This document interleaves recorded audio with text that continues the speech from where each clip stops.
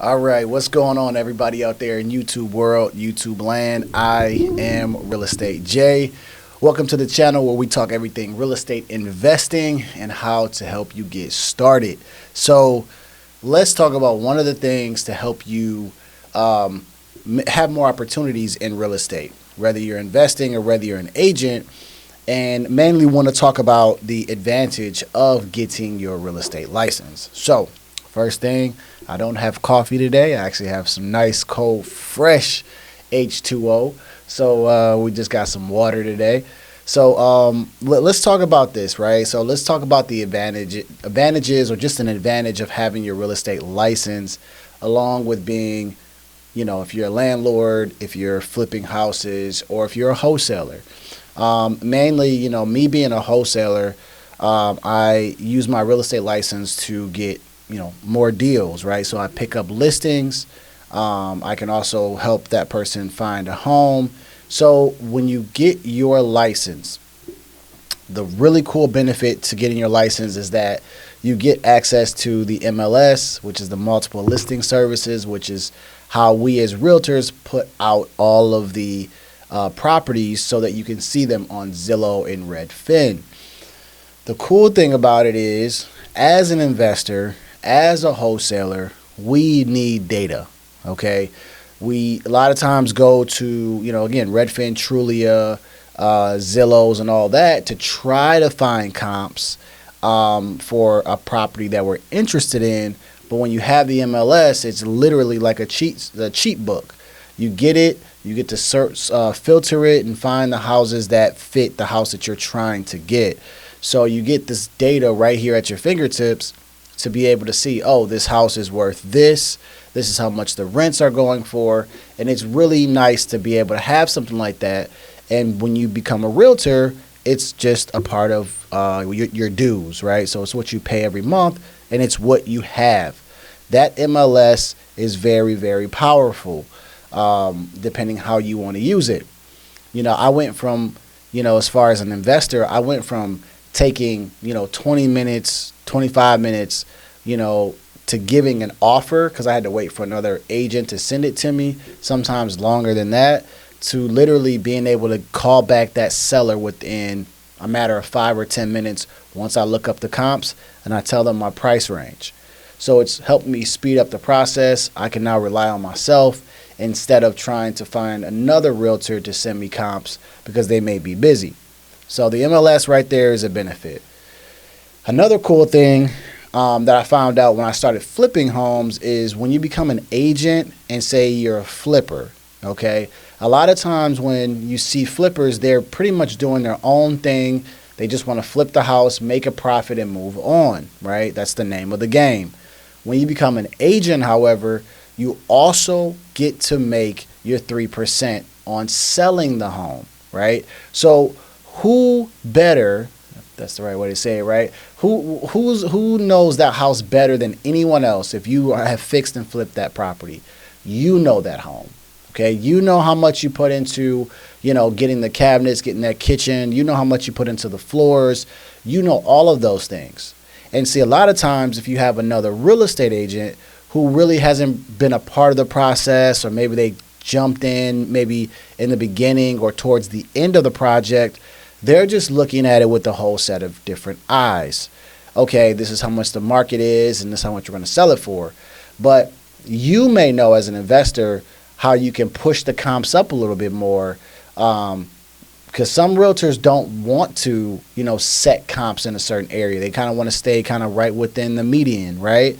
And then you have some investors or even realtors who want to try to set the comps in that area. So again, you being a realtor, you get to say, okay, I know this house is worth $200,000. I'm going to do these things to it, and I can put it up for 205 or 210.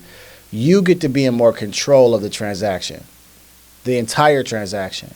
And then also, you get to make your 3%. So you make even more money on your flip. So who doesn't want to make more money, right? And I've been able to do that on every flip that I've sold. And it's just a extra cushion, right? I mean, you always want to make money on it no matter what. investor mindset first when you're flipping a house. But then when you add on an extra, $3, $4, $5, or $6,000 that you get from being a realtor, it makes the deal that much sweeter. So there's another advantage if you're actually out fixing and flipping homes, or if you're looking to buy homes. Sometimes you can save your 3%, which saves you money in your pocket, or you could take a lesser fee or whatever. You can negotiate to do some things for a few deals. So, excuse me, almost choked on that one. So, because one thing I did on a house that I bought that was on the market, the only house I bought on the market, was I went to the seller and I said, hey, man, I can discount my fee a little bit. Instead of you paying the 3% buyer's fee, I'll put it down to 2%, right? Because I didn't really care about the real estate agent part of that when I bought the house off the MLS. I wanted it more from a rental standpoint, because I knew I was going to make more money over time, long term. I didn't care about it. But I went to that seller and I said, hey, no agent is going to really come down to 2% for their buyer agent fee, right? Your seller's agent's only charging you 1%, and I'm going to charge you 2%, which is going to save you. And I forgot how much it was. And I was like, it'll save him X amount of money.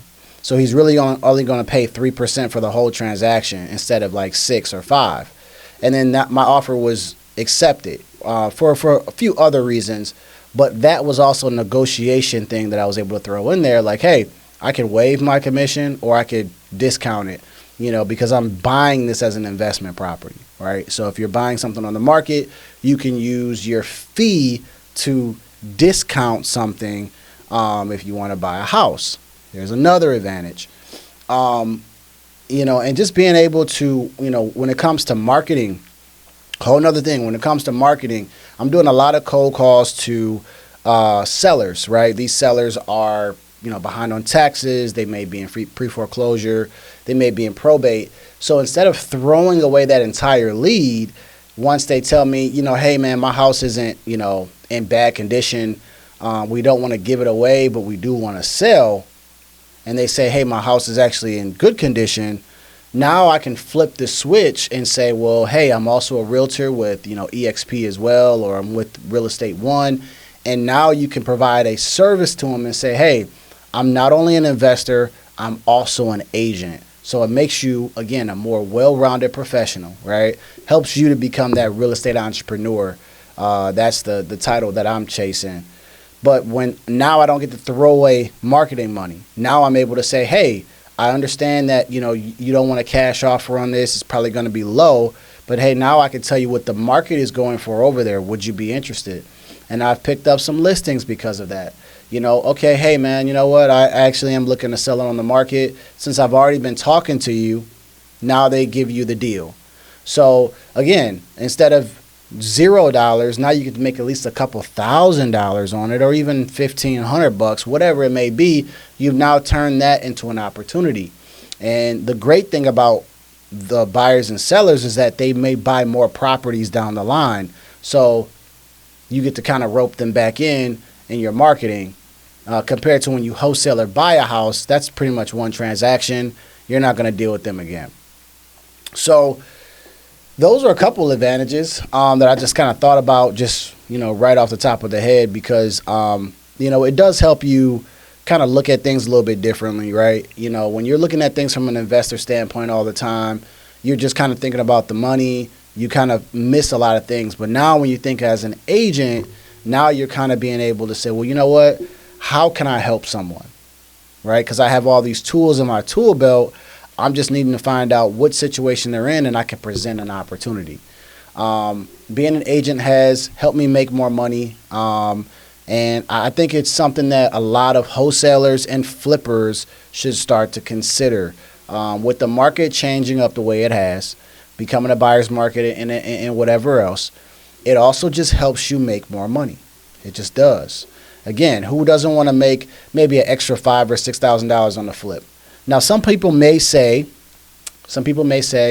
well, then that requires a little bit more work, right? Because the real estate agent has to go through all these offers. They have to list the house. They've got to get a photographer and do all these things to get it to closing.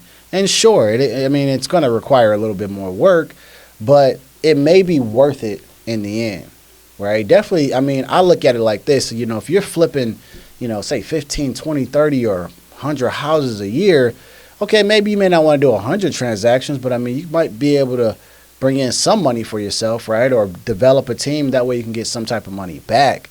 So, you know, I think that, you know, I'm starting to see a lot of that transition happening with agents and investors. And I think it's probably the best thing you can do for yourself because, you know, now every month, you know, you may have a transaction or two closing because you decided to diversify and make multiple streams of income within real estate without having to leave the house, right? I say that a lot, because I mean, when you create multiple streams of income in one industry, to me, I say that's staying in the home. You're just creating more rooms compared to me doing real estate, then doing trucking. Now I'm outside the house doing something else. No, let's just all stay within real estate. That way, because the money I'm spending in one area to get a lead, I can use them in another spot, right? So I think that might be it for this video. And that's just, you know, if you're thinking about, you know, being an agent, I hope this video helps you because to me, it has helped. It is worth it. You do pay some dues every single month, but to be honest, you close one or two deals, that is paid for all the dues that, you know, that you have to pay for. So it's not really a big headache or a hassle. And when you see it from an opportunity standpoint, you'll understand that it's worth it. If you're looking to join the team, I'm building a team as we speak with EXP. So send me an email. It should be in the description below at REALESTATEJONEZ. That's JONEZ at gmail.com. And I'm looking to build a team of people like this, right, who are investors and who are realtors or vice versa, and that just want to kind of create a network of people and just grow and share information amongst each other. It doesn't matter where you are in the United States. We can all just build a team. That's the beautiful part about being with EXP, all right? So that's it for this video. Hope that this helps. If you are thinking about it, if you're kind of leaning or towards being so or not, I would say jump forward, all right? So like I say after every video, keep moving, keep learning, keep growing, and I'm going to see y'all at work.